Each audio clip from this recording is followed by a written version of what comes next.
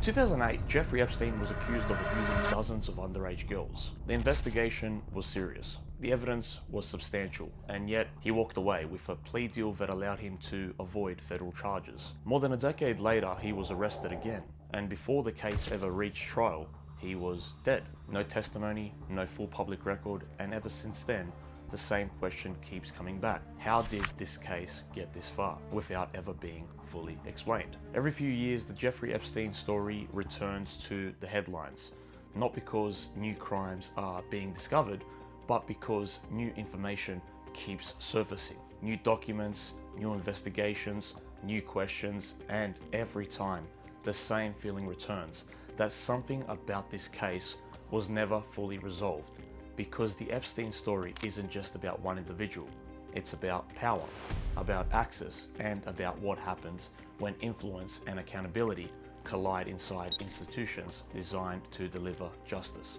Even today, decades after the first investigation began, the case continues to resurface, not as a closed chapter, but as an unfinished one. Jeffrey Epstein didn't begin as a public figure.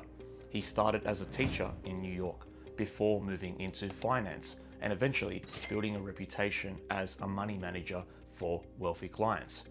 Over time, he cultivated relationships with powerful individuals across business, politics, academia, and entertainment, and that network became part of his identity. He presented himself as someone connected, someone who existed in elite circles where access itself became currency. But beginning in the early 2000s, allegations emerged that painted a very different picture.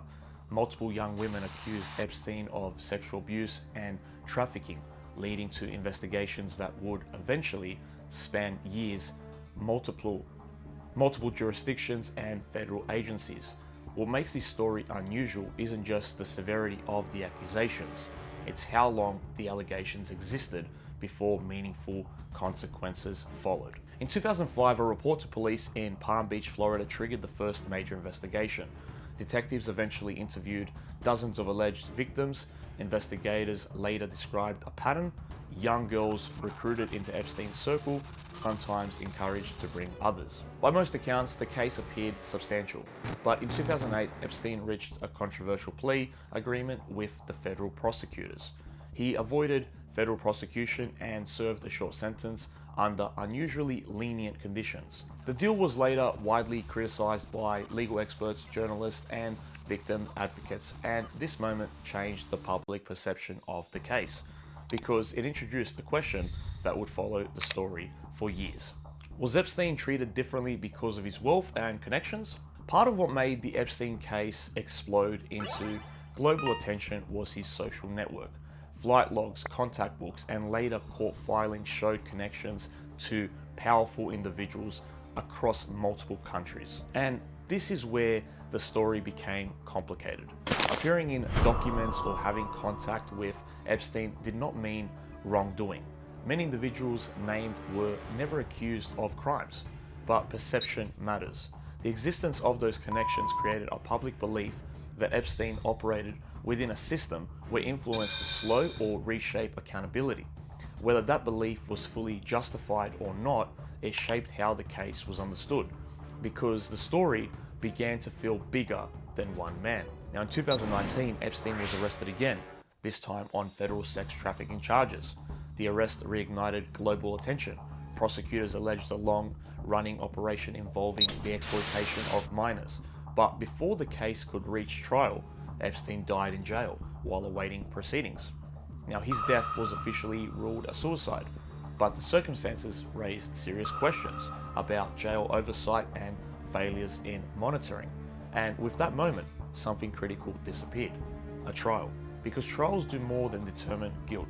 They create a public record, testimony, cross-examination, evidence presented openly.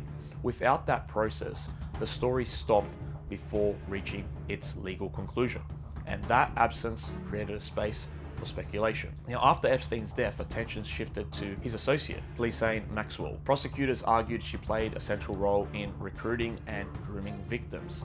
And now in 2021, she was convicted on sex trafficking related charges and later sentenced to prison. Her trial confirmed key elements of what victims had alleged for years. but it still left major questions unanswered. How much did others know? And how far did the network extend? And why did the system take so long to respond? Legally, association is not evidence of participation, but socially, the uncertainty continued to fuel interest in the case. Now recently, the story returned again, this time because of the documents. Now in 2025, legislation in the United States required the Department of Justice to release documents connected to Epstein-related investigations. Now since then, millions of pages of records have been published in stages, including materials connected to early investigations dating back to the mid-2000s. Now by early 2026, the Department of Justice stated it had released millions of pages in compliance with the law. But instead of closing the story, the release reignited it. Some documents remain heavily redacted, others mention individuals without allegations of wrongdoing. Lawmakers and transparency advocates argue that significant material may still be incomplete or missing context. And this is why the case keeps returning. Not because of a single revelation, but because each release raises new questions about what the public actually knows. Now, the Epstein case is often framed as a conspiracy story, but the investigative reality is more uncomfortable and more ordinary. It's a story about institutional failure, investigations that stalled, legal decisions that were later criticized, systems that struggled to respond quickly when influence and wealth were involved. Now, across multiple reports and investigations, the most consistent theme isn't secrecy, it's delay. Years pass between allegations and consequences, and for victims, time mattered because justice delayed often feels like justice denied. Now, after millions of documents, multiple investigations, and years of global attention, the Epstein case still feels unfinished. Not because there are no answers, but because the answers don't feel complete. Now, the trial never happened. The full story was never told in one place, and the public is left piecing together fragments of a case that touch some of the most powerful circles in the world. And maybe that's why this story refuses to disappear, because at its core, this isn't just about one man or one investigation. It's about how systems respond when power, money, and influence exist in the same space as accountability. It's about how long it can take for institutions to act and what happens in the years before they do. For the victims, the story isn't theatrical, it isn't political, it's personal. And for many of them, the outcome never truly feels finished.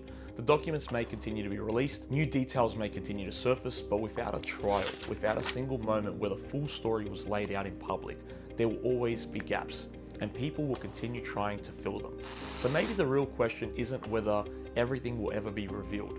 Maybe the question is this: when a case reaches this level of power and complexity, is justice ever capable of feeling complete? Some stories end with answers, others just leave better questions.